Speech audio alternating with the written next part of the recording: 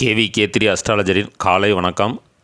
இப்போ IPL match 2024 பொறுத்த வரைக்கும் முற்றிலும் ஜோதிட ரீதியான கணிப்பு தான். இலவசமாக தான் வீடியோ பதிவு பண்ணுறேன்.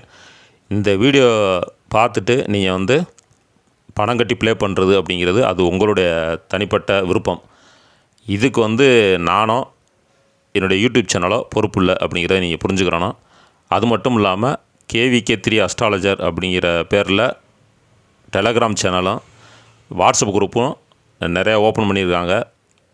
அதையெல்லாம் போய் மாட்டிக்கிறாமல் ரொம்ப கவனமாக இருங்க. இது முற்றிலும் இலவச பதிவு மட்டுமே. தேங்க்யூ. KVK3 அஸ்ட்ராலஜரின் காலை வணக்கம். இப்போ நேற்று மேட்ச் பார்த்திங்கன்னா 55வது மேட்ச்சு எம்ஐ வெர்சஸ் SRH. இதில் எம்ஐயை பொறுத்த வரைக்கும் ஐ கிசான், ஆர் சர்மா ஓப்பனராக இறங்குறவங்களும், SRHல டி ஹெட் அவரும் ஏ சர்மா இவங்க 2 பேரும் ஓப்பனர் இருந்தால் 4 பேரில் யாராவது 2 பேர் போடுங்க அப்படின்னு சொல்லியிருந்தேன். ட்ரீம் 11 ஐ கிசானும் டி ஹெட்டு அவங்க 2 தான் வந்திருந்தாங்க. மற்றபடி நேற்று சொன்ன பிளேயர்ஸில் 8-9 பேர் வந்துட்டாங்க. Winning result correct, match situation சொல்லியிருந்தேன், அதுவும் கரெக்டாக வந்துருந்துச்சு. இப்போ இன்றைக்கி மேட்ச் பார்ப்போம். இன்றைக்கி மேட்ச் பார்த்தோன்னா 56வது மேட்ச்சு DC வெர்சஸ் RR. இந்த மேட்ச்சில் பார்த்தீங்கன்னா 2 கேப்டனுக்குமே சமமான அமைப்பில் தான் வருது. அதாவது கிரகங்கள் அவங்க ஜாதகத்தை பார்க்கும்போது சமமாக தான் வருது. அது மட்டும் இல்லாமல் இன்றைக்கி சந்திரன் என்ன செய்கிறாருன்னா அமாவாசை, இன்றைக்கி அமாவாசை யோகத்தில் போகுது. குரு அஸ்தமனம் ஆகிருக்காரு, சுக்கிரன் அஸ்தமனம் ஆகிருக்காரு. அப்போ 3 கிரகம் அஸ்தமனம் ஆகிருக்கு. இருந்தாலும் நம்ம வீடியோ பதிவு பண்ணணும் அப்படிங்கிறக்காக பதிவு பண்ண வேண்டியதாக தான் இருக்குது. இப்போ டிசியை பொறுத்த வரைக்கும் கடைசியாக விளாண்ட பிளேயர்ஸ் யார் அப்படின்னு பார்த்தா ஆர் பண்ட் அவருடைய தலைமையில், P Shaw, J Fraser, A Porel, S Hope, R Pant, A Patel, T Stubbs, K Kushagra, K Yadav, R Dar, L Williams, K Ahmed இவங்களாம் விளாண்டுருக்காங்க லாஸ்ட் மேட்ச்சில். RRல எஸ் சாம்சன் அவருடைய தலைமையில் Y Jaiswal, J Buttler, R Parag, S Hetmyer, R Powell, D Jurel, R Ashwin, T Boult, A Khan, S Sharma, Y Chahal இவங்கெல்லாம் last மேட்ச்சில் விளாண்டுருக்காங்க. இன்றைக்கி நட்சத்திரம் என்னன்னு பார்த்தோம்னா பரணி நட்சத்திரம், அதிபதி சுக்கிரன். மேசத்தில் சுக்கிரன், சூரியன், சந்திரன் சேர்ந்துருக்காங்க.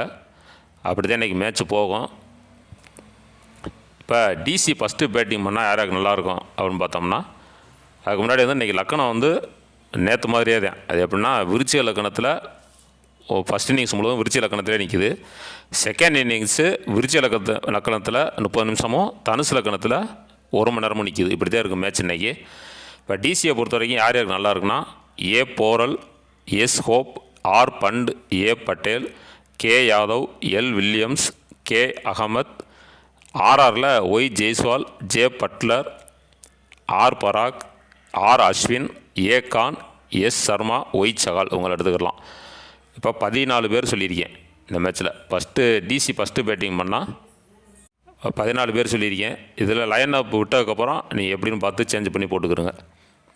இப்போ RR ஃபஸ்ட்டு பேட்டிங் பண்ணி DC ஃபீல்டிங் பண்ணால் யார் யாருக்கு நல்லாயிருக்குன்னா ஒய் ஜெய்ஸ்வால், அதுக்கப்புறம் S Hetmyer, R Powell, T Boult, S Sharma உங்களை எடுத்துக்கலாம்.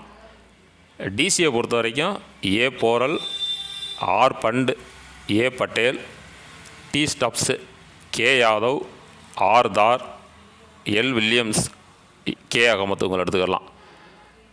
இப்போ எந்த அணி வின் பண்ண போகுதுன்னா டிசிக்கு தான் இன்றைக்கி 80% வாய்ப்பு இருக்குது. ஃபஸ்ட்டு பேட்டிங் பண்ணாலும் DC தான் வின் பண்ணோம், செகண்ட் பேட்டிங் பண்ணாலும் DC தான் வின் பண்ணோம். RR அவ்வளோ சிறப்பாக இல்லை இன்றைக்கி கிரக அமைப்புகள் படி பார்க்கும்போது. இப்போ மேட்ச் சிச்சுவேஷன் என்ன அப்படின்னா ஃபஸ்ட்டு பேட்டிங் பண்ணுற டீமில் அடுத்தடுத்து விக்கெட் விழுகிற மாதிரி இருக்கும். அதாவது எந்த அணி ஃபஸ்ட்டு பேட்டிங் பண்ணோ அந்த அணி வின் பண்ணோம். அதாவது DC தான் வின் பண்ணோம் அப்படின்னு சொல்லியிருக்கேன். ஒருவேளை DCயை ஃபஸ்ட்டு பேட்டிங் பண்ணாலும் அதுலேயும் விக்கெட் விழுகத்தான் செய்யும். அதே RR ஃபஸ்ட்டு பேட்டிங் பண்ணுச்சுன்னா அதிகப்படியான விக்கெட் விழுந்துடும். அடுத்தடுத்து பவர் பிளேக்களோட ஒரு 4-5 விக்கெட் விழுந்துடும். ஸ்கோர் பெருசாக வராது. அப்படி தான் இருக்குது இன்றைக்கி மேட்ச்சு. இப்போ இதில் பெஸ்ட்டு பிளேயர்ஸ் யாருன்னா DCயை பொறுத்த வரைக்கும் A Porel, R Pant, A Patel, K Yadav, L Williams, K Ahmed இவங்களை எடுத்துக்கலாம். RRரை பொறுத்த வரைக்கும் ஒய் ஜெய்ஸ்வால், அதுக்கப்புறம் பார்த்தோம்னா எஸ் சர்மா, மொத்தம் 8 பேர் தான் நான் சொல்லியிருக்கேன். பெஸ்ட்டு பிளேயர்ஸ் வந்து 8 பேர் தான் என்னால் எடுக்க முடிஞ்சிச்சு. ஏன்னா மேட்ச் அப்படி தான் இருக்கும்.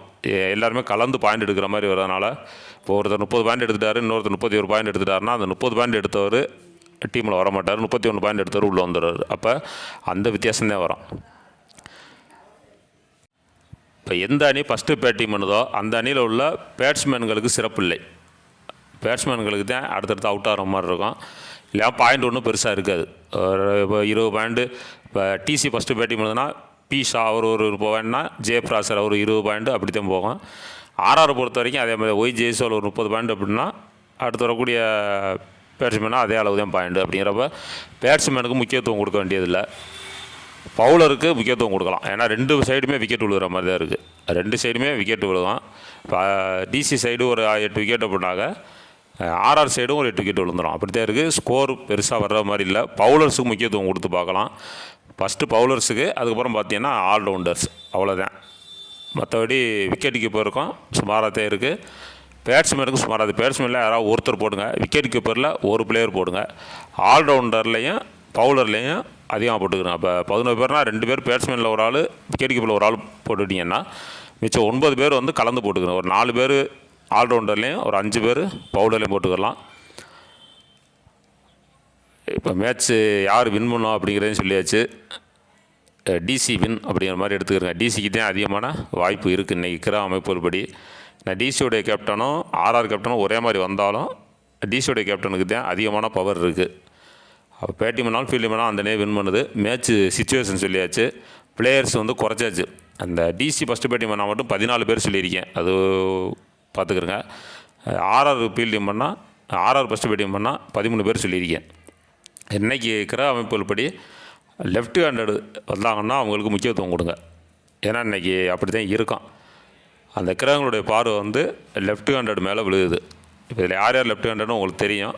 இப்போ ஒய் ஜெய்ஸ்வால் இவங்கெல்லாம், ஆர் பண்டு இவங்கெல்லாம் வந்து லெஃப்ட் ஹேண்டட் அப்படிங்கிற மாதிரி இருக்குது. ஒரு வேளை லைனப் விட்டக்கப்புறம் புதுசாக யாராவது வந்துட்டாங்க அவங்க லெஃப்ட் ஹேண்டட் அப்படின்னா, ஒரு டிசிலேயோ ஆர்ஆர்லேயோ வந்துட்டாங்கன்னா அது லாஸ் ஆகிற டீமாக இருந்தாலும் லெஃப்ட் ஹேண்டடாக இருந்தால் அவங்களுக்கு முக்கியத்துவம் கொடுத்து பாருங்கள், அவங்கள எடுத்துக்கிறங்க. இப்போ நாளைக்கு மேட்ச் என்னங்கிறத பார்த்து வீடியோ பதிவு பண்ணி போட்டுறேன். இன்றைக்கி கொஞ்சம் ஜாதகம் பார்க்குறதுனால கொஞ்சம் லேட் ஆகிருச்சு. இருந்தாலும் ரெக்கார்டிங் பண்ணிட்டேன், 8 மணிக்கெலாம் ரெக்கார்டிங் பண்ணிட்டேன். இதை வீடியோ அப்லோட் பண்ணுறதுக்கு லேட் ஆகிற மாதிரி தெரியுது. நான் எப்போ டைம் கிடைக்குதோ அப்போ நான் பண்ணி போட்டு விட்டேன். தொடர்ந்து ஃபாலோ பண்ணிக்கிறேங்க. நாளைக்கு மேட்ச் என்னங்கிறத பார்ப்போம். தேங்க்யூ.